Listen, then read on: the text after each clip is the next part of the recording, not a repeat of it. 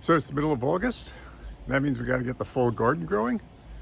So let me show you what I'm doing. It's August 16th and we've been in the middle of a heat wave. Today actually isn't so bad, but we've had the high 90s for the past few days. We had a brief respite from the heat for a while. We had around a week of almost fall-like temperatures. Before that, we were breaking records with the heat that we were experiencing here in New Jersey. But it's still hot and humid, and we got to make sure we got what we want growing in the ground. I'm here at the home garden, and I'll take you down to the Victory garden a little bit later, but I want to show you how things are going here. We had a great corn harvest, as I showed you, and I cleared out all those stalks, prepared the bed for the fall plantings. So this is what we got going on. This is where I had the corn planted, and as you can see, I've already started on the fall garden here. On each side going up are 3 rows of kidney beans. Over to the right there in that bed, and then down this way, I had my great northern beans, the white beans. But if you recall, they got attacked by the groundhogs before my dog took care of that problem. They never really recovered. I got a little bit of a harvest out of it, but not much. Back there is my blue dwarf curly kale. It's actually a lot better than the dinosaur kale I had eaten previously, but I'm still not a fan of kale. Chickens though love kale, so if I do grow it again, I'll be growing it for the chickens. But here we've got the kidney beans growing right here, and as you can see, they're doing well. I've got them protected by bird netting, so that's kept any groundhogs that may still be lurking around at bay so that they can grow. And then you can see I've got a trellis right in the middle, and on either side of the trellis I've got a stand of peas, 2 rows on each side of peas. So they'll attach onto that trellis. These are not the tall telephones. Off the top of my head, I forget what they are, but they only grow like 2 to 3 feet tall. So that should be sufficient for those pea plants. The peas that I had growing on the fence over here, they did okay. Not great because they also got hit by the groundhogs. They're doing okay. My cucumbers growing there have just about given up the ghost. A couple of cucumbers left on there, and just waiting for them to ripen before I pull everything out. That was a terrific harvest that I got from those cucumbers. They were the national pickling. As I've mentioned a couple of times, I got those seeds from Dollar Tree. So for about 25 cents or so, that was a pretty good deal, the amount of production I got out of that. I still got a ton of cucumbers I need to process over there. So down here is where I had my cabbage growing. I've got a few things planted here. We've had some successes, a bunch of failures, surprisingly, and we'll see what happens. Right here are my turnips. These are they're not purple top white globe. I forget what they were. I picked up a seed pack, I think it was from Lowe's. I think it's called Early Wonder, only because it was a fast maturing turnip. I didn't want them taking so long. My turnips seem to take forever down at the Victory garden, so I wanted something a little bit faster than that. So I got a square of it here, and then about 3 feet over that way, I've got another square. So I got about 18 turnips planted here. Here are carrots. The first round of carrots never matured, never sprouted, I should say. I didn't do the pre-sprouting on the seeds, so I wanted to get them in the ground. I figured I'd have plenty of time to start them in the ground and just get them growing.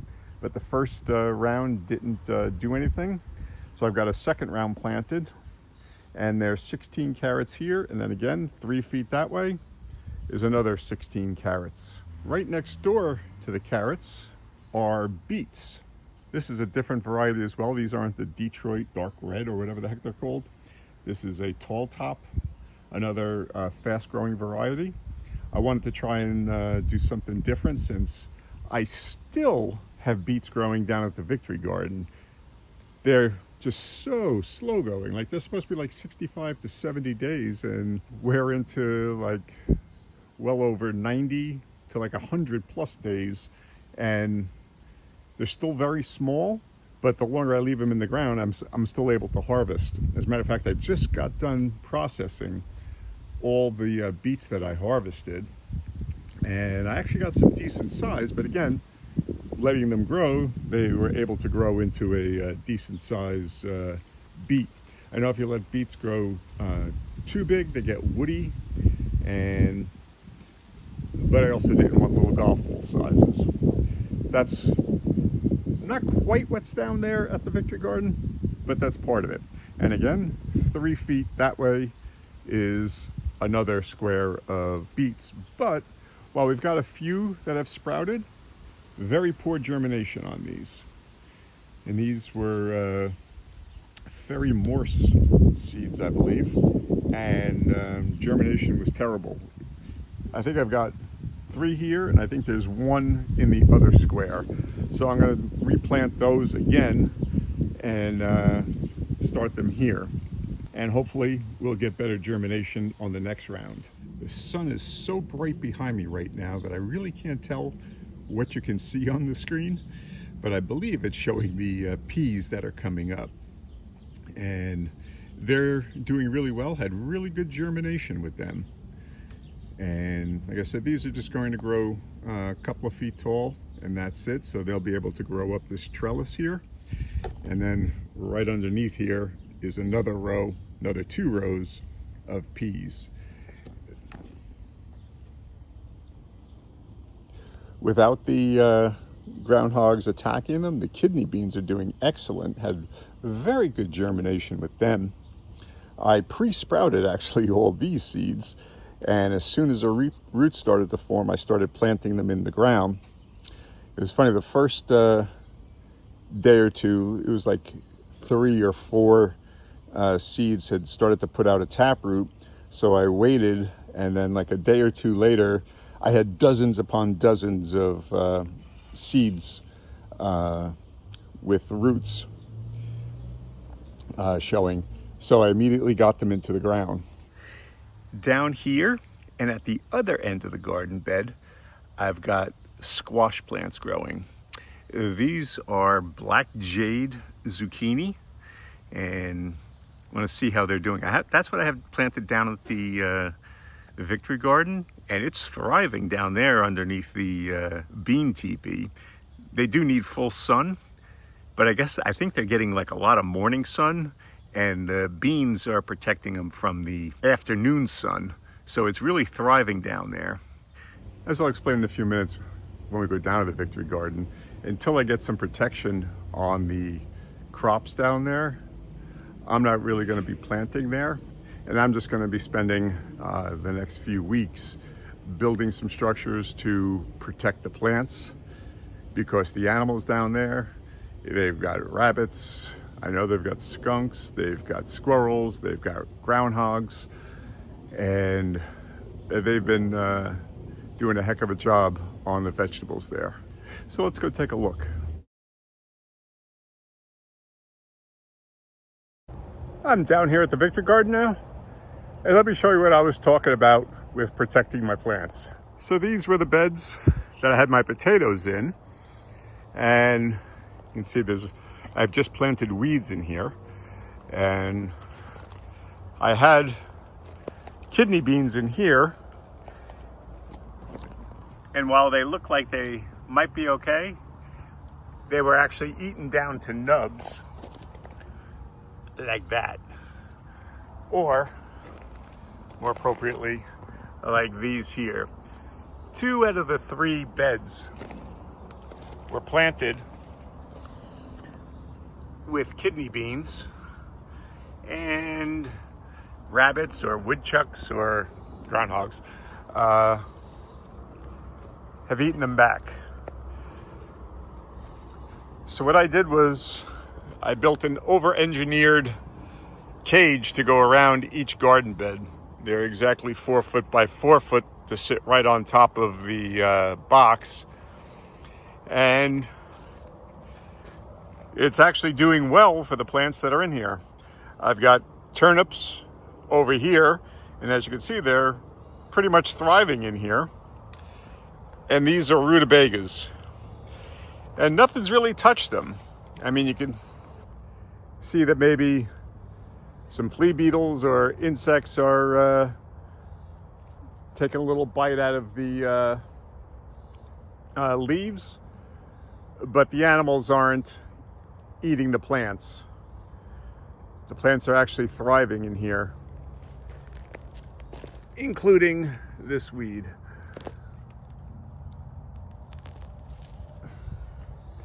So what I want to do is build more cages like this, and they'll actually have a gable on each end with doors that lift up off of them, just to protect them from anything climbing over, which groundhogs can do. I need to get them built and get on the bed so that I can have one for every single box, and that way I can protect all the plants that I've got growing.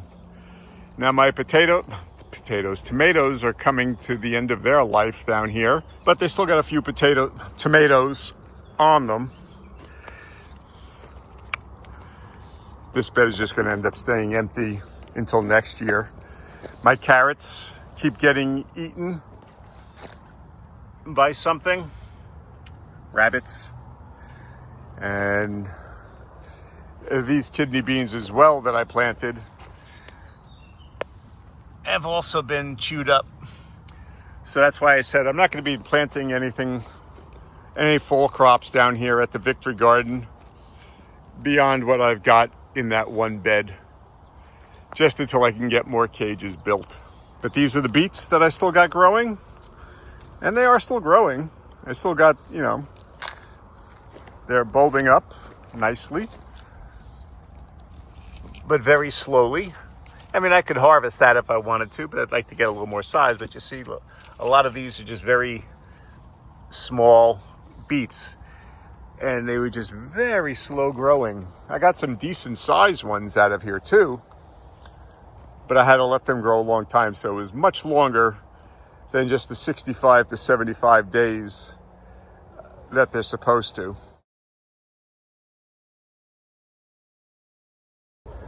So the full garden is started, but it's only going to be at the home garden, not down here at the Victory Garden.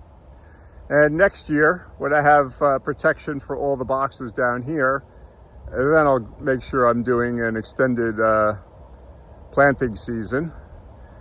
I can't do any kind of winter gardening down here because your beds have to be cleared out by beginning of November. They have to give you like the first week of November, and everything's got to be put to bed by then. And you're not supposed to be in here really before April, so you can't do any early seasoning garden. So the best you could do is a spring and fall garden down here.